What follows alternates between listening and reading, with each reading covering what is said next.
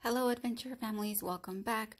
Today we're gonna go over the Eager Beaver class, which is the second lesson in your leader's guide, and it's the Bible Friendship. As you can see, these are the requirements, which are 5 requirements that can all be done in one class. You can find a lot of ideas and suggestions on your leader's guide.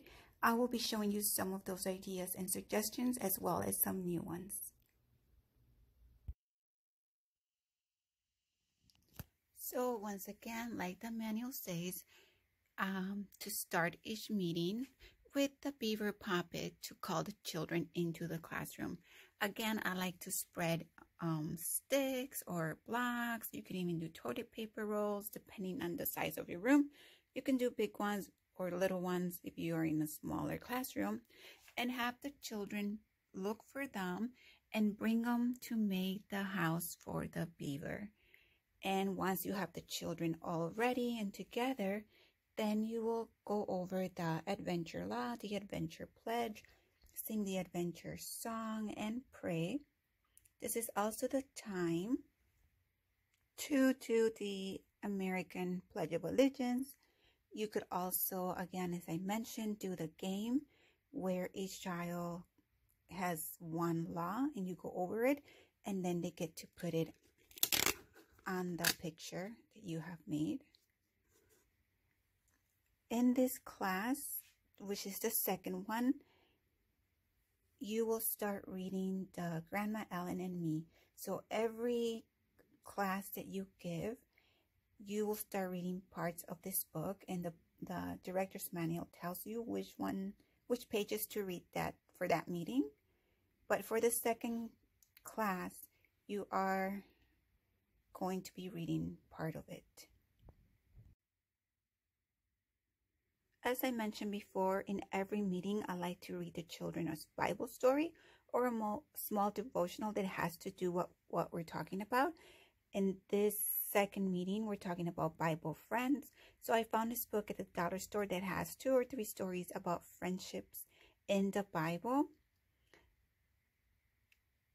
You could also read it for them and have them act it out as part of a game.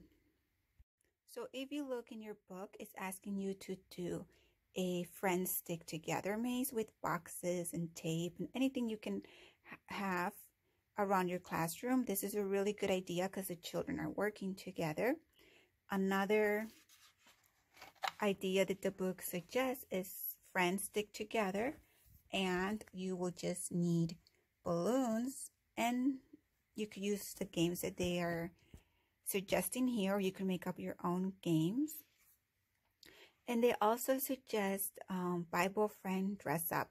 You can use this one with this book, so you could tell the kids a little bit about the friendships in the Bible, and then they can use the dress up stuff to act out those stories they learned about. Sometimes if you don't have enough materials or the stuff to bring for the children to dress up, or another option, because a lot of times kids can be shy, would be to make little puppets of the stories you learned or you want the children to act out or tell their friends about friendship. And then what I do is I just do a little TV like that, and then the children will of course act out or say the story to their friends with their little puppets. So this is another option that you can do. So this class, you want to talk about the meaning of friendship, about friends in the Bible, about friends from real life, about how Jesus is your friend also. You want to use some of the ideas from the book. You could also do a jump rope. Jump ropes are really fun and the kids can play together, and if they don't know, they can learn. And again, you could do games with balloons. I think the point of this lesson is for the children to really value friendship and play together and work things out if there's an argument or they don't agree. So that's what the focus should be.